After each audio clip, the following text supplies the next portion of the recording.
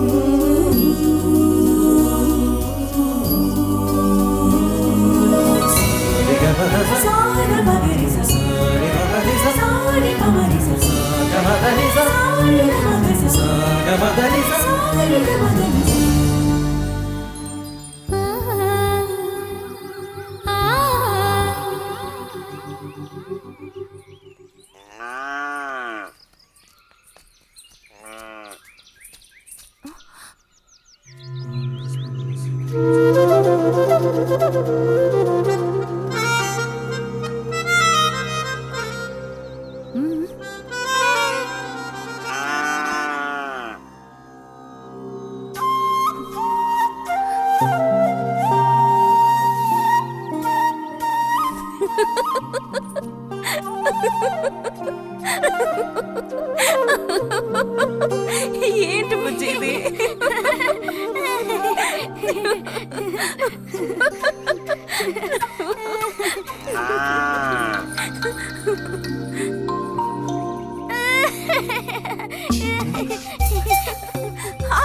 ఆగమంటుంటే ఆగు. రేయ్, నిన్నెవరు ఇక్కడికి రమ్మంది? నిన్ను నీకు ఇప్పుడే అమ్మాయి కావాల్సి వచ్చిందా? చెప్పు.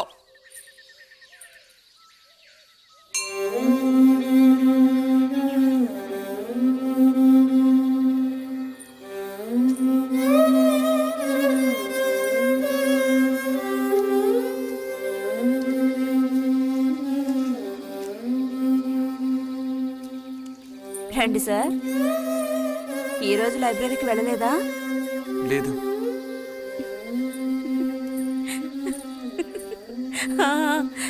ఆ రోజేంటి పెద్ద విభూతి పెట్టుకుని తపస్సు చేస్తూ కూర్చున్నావు? ఆ రోజు అడగాలనుకున్నాను, దేనికోసం తపస్సు చేస్తున్నావా అని. వశీకరించడానికి. ఎవరిని ఎవరిని వశీకరణ చేసుకోవడానికి? నిన్నిరతే.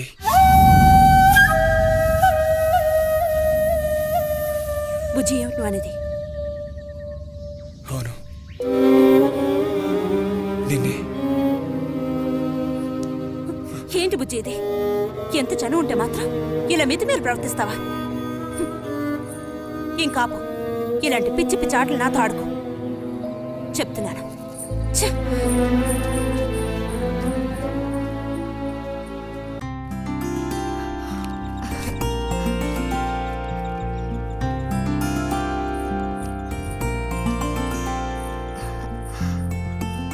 ఎప్పుడొస్తున్నారంట? వచ్చే వారం వస్తున్నారట. ఉత్తరం చదువుతుంటే అమ్మాయి మొహంలో సంతోషం చూసినప్పుడే నాకు అర్థమైపోయింది. సరే గాని కృష్ణారావు ఎప్పుడు వస్తున్నట్టు రాశాడేమిటి? తారీఖే రాయలేదు. ఇక్కడ వదినకి స్కూల్లో లీవ్లు ఇచ్చిన తర్వాత అక్కడ అన్ని ఊళ్ళో ఒక్కడు ఉండగలడా ఏంటి? ఓ మిలిటరీ వాళ్ళు చేసుకుంటే ఆ బాధ ఏమిటో అప్పుడు నీకు తెలుస్తుంది. ఇగో నన్ను అడిగితే మాత్రం మిలిటరీ వాళ్ళు పెళ్లి చేసుకోకూడదు. పాపం వాళ్ళు కాపడం చేసేది 2 నెలలే. మిగతా 10 నెలలు ఆ తీపి జ్ఞాపకాలతో గడపాల్సిందే. అందుకే పాప ఆయన పెళ్లి చేసుకోకుండానే ఉండిపోయినట్టున్నారు. బాగా చెప్పావు.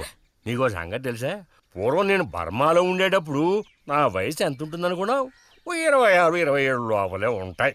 అప్పుడు సాయంకాలాలు ఓ చక్కటి ప్యాంటు టీషర్టు వేసుకుని ఈవినింగ్ వాక్కి వెళ్ళేవాడిని.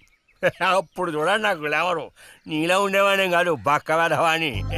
ఎంతమంది పెళ్లి చేసుకుంటామని వెంటపడేవారో తెలుసా? ఎక్కడా? బర్మాలో. పాప అక్కడ రాజకుమారి కూడా వచ్చి లైన్ లో నుంచున్నట్టు. ఏంటి? ఇక చాలు నీ గోళ ఆపమావయ్య, అబద్ధాల పుట్ట. ఎవరో నీ కోసం వెతుకుంటూ వచ్చారు, వెళ్ళి చూడు. ముక్క ముందు చెప్పాలి కదా, నువ్వు చెప్పకపోతే నాకు ఎలా తెలుస్తుంది? పబ్లిషర్స్ వచ్చారో ఏమిటో, పోయిన వారమే రాసి పంపేస్తానన్నాను. ఆలస్యం అయిపోయింది కర్మ. ఈసారికి నేను క్షమించి వదిలేస్తున్నా.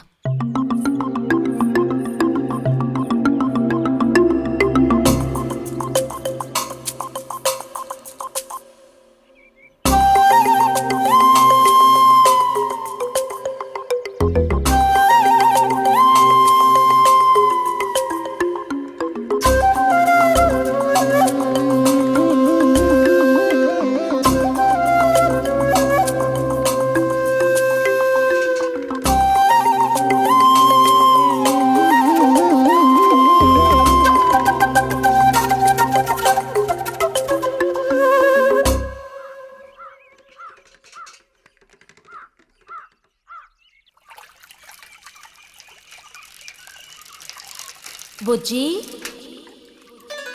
ఇదిగో ఇక్కడ. బుజ్జి,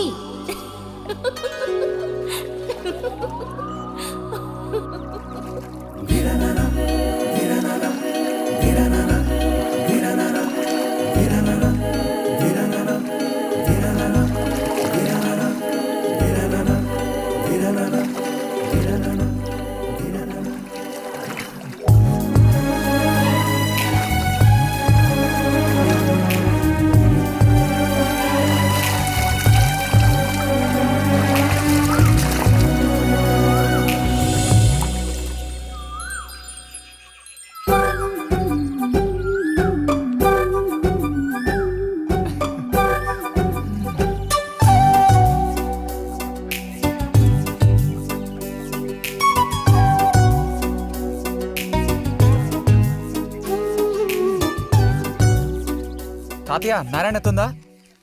ఎవరు? బుజ్జా లోపలుండి వెళ్ళు. నారాయణత.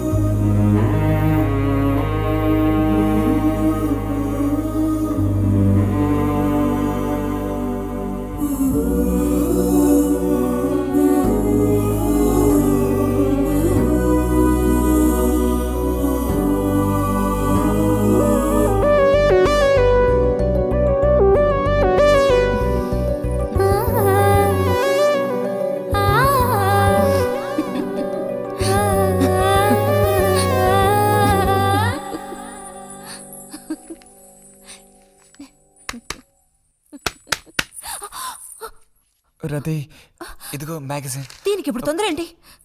ఇంట్లో ఒక దొంగలు దూరిన అంతే సంగతి కాబోలు. అన్నట్టు నారాయణతది ఇంట్లోనే ఎక్కడో ఉంటుంది, లేదా స్నానానికి వెళ్ళి ఉంటుంది. ఏంటి ఇప్పుడు? అమ్మకుసారి ఇంటికి పిలుచుకురమ్మంది. ఎవరిని? నిన్ను కాదులే, నారాయణత వాళ్ళని. ఎందుకని? అది ఇంట్లో ఏదో విశేషం అంట. విశేషమా? ఏదో ఉందంట. ఏంటి అంత పెద్ద విశేషం? శాంతి ఉంది కదా, ఆ అదే మన శాంతి. అవును, శాంతి. శాంతి త్వరగా చెప్పు బుజ్జి. నేను నీ చెవిలో చెప్తాను. శాంతి శాంతి ఉంది కదా, శాంతికి విశేషం.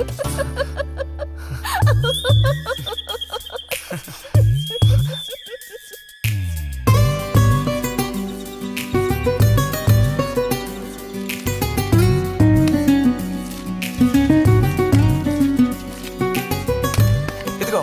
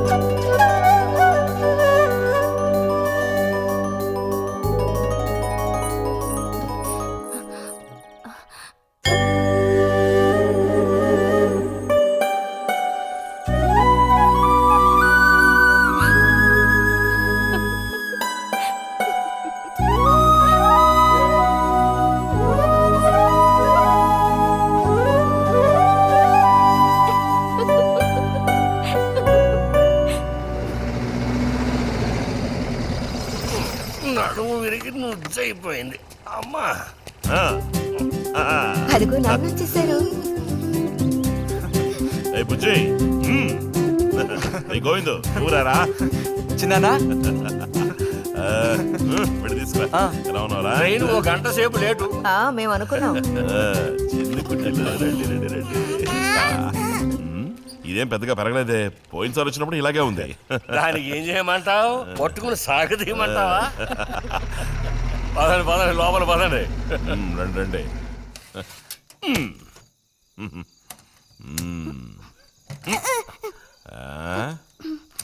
నాకేం తీసుకొచ్చారు? చాక్లెట్లు, బట్టలు అన్నీ తీసుకొచ్చారమ్మా. ఎవ్వరూ అల్లరి చేయకూడదు. అందరికీ కావాల్సినవన్నీ తీసుకొచ్చాను, సరేనా?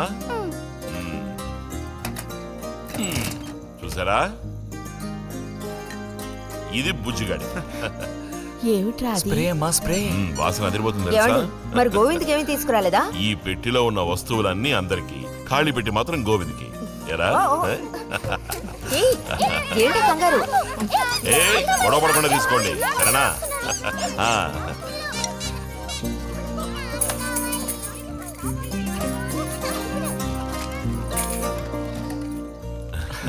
తీసుకురా.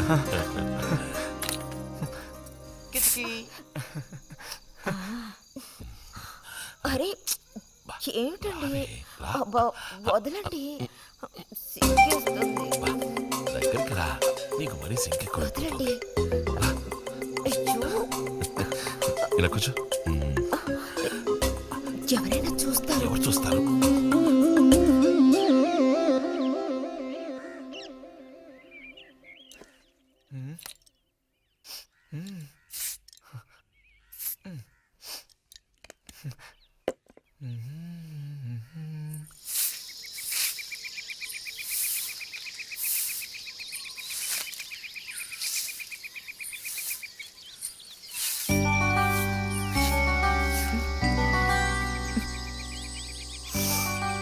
మంచి వాసన.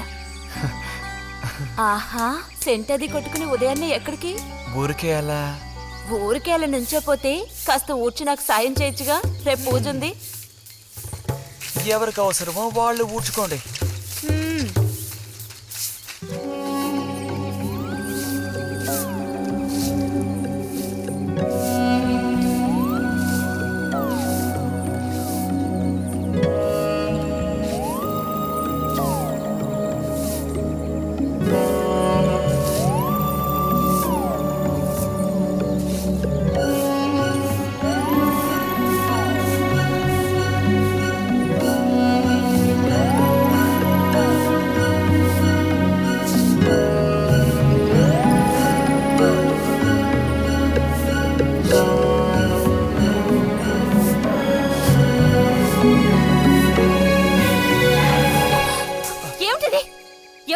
నీకు పాడు పని ఎవరూ నేర్పించలేదు, మరి నా అంతటి నాకే తోచింది. ఛే, నీకు ఇలాంటివి కూడా తోస్తాయా?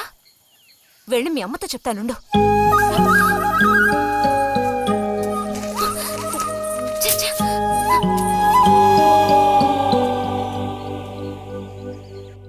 మరిది గారు భారతి టౌన్కి వెళ్లారు.